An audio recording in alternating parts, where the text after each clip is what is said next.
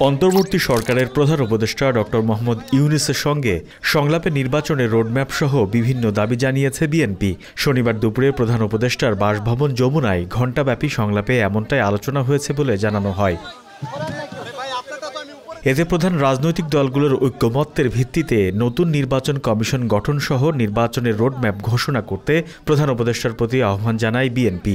সংলাপ শেষে বিএনপির মহাসচিব মির্জা ফখরুল ইসলাম আলমগীর সাংবাদিকদের বলেন, নির্বাচন কমিশন নিয়োগ আইন স্থগিত করে প্রধান রাজনৈতিক দলের ঐক্যমত্যের ভিত্তিতে অনতিবিলম্বে নির্বাচন কমিশন গঠন করতে হবে।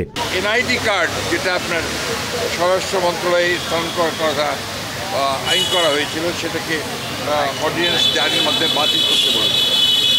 আমরা বিতর্কিত কোনো ব্যক্তি যেন কখনো এই নির্বাচন সংস্কার কমিটিতে না যায় সেই কথা আমরা বলেছি। বিএনপির পর প্রধান উপদেষ্টার সঙ্গে বৈঠকে বসেন বাংলাদেশ জামায়াতে ইসলামী। বৈঠক শেষে দলটির আমির ডাক্তার শফিকুর রহমান সাংবাদিকদের বলেন, অন্তর্বর্তী সরকার দেশ শাসনের জন্য আসেনি, তারা একটা ভোটের পরিবেশ তৈরির জন্য এসেছে। তাদের নানা রকম সংস্কারের প্রস্তাব দেওয়া হয়েছে বলেও জানান তিনি। আমরা আশা করছি আগামী 9 তারিখ আপনাদের মাধ্যমে জাতির সামনে আমরা আমাদের প্রস্তাবনাগুলো উন্মুক্ত করব ইনশাআল্লাহ। আপনারা দাওয়াত পাবেন, এটি প্রাথমিক ইনফরমেশন। যদি আমাদের দিনক্ষণ ঠিক থাকে আপনারা ইনশাল্লাহ দাওয়াত পাবেন, আর যখনই হয় আপনারা দাওয়াত পাবেন।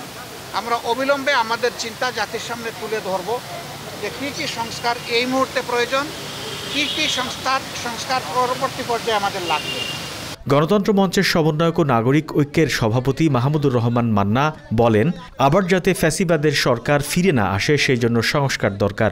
অন্তর্বর্তী সরকারের সফলতা নির্ভর করছে সুষ্ঠু নির্বাচনের মধ্যেই। প্রধান উপদেষ্টাকে বলেছি, আপনি কিন্তু দায়িত্ব পাবার পরে বলেছেন গণতন্ত্রের চর্চা অবিরত থাকবে, অব্যাহত থাকবে, বাধাগ্রস্ত হবে না।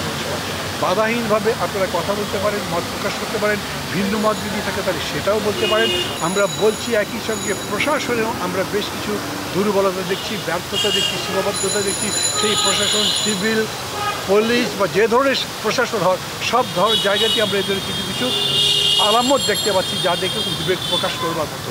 ওনারা এটাও একমত হয়েছেন এবং তার একটু যথাযথভাবে চেষ্টা করবে সেটা বলেছেন। গণসংহতি আন্দোলনের জুনায়েদ সাকি বলেন, দেশের জনগণের আকাঙ্ক্ষা বাস্তবায়ন করা এ সরকারের দায়িত্ব। কিছু সুনির্দিষ্ট প্রস্তাব দেওয়া হয়েছে যা সরকার ইতিবাচকভাবে গ্রহণ করেছে।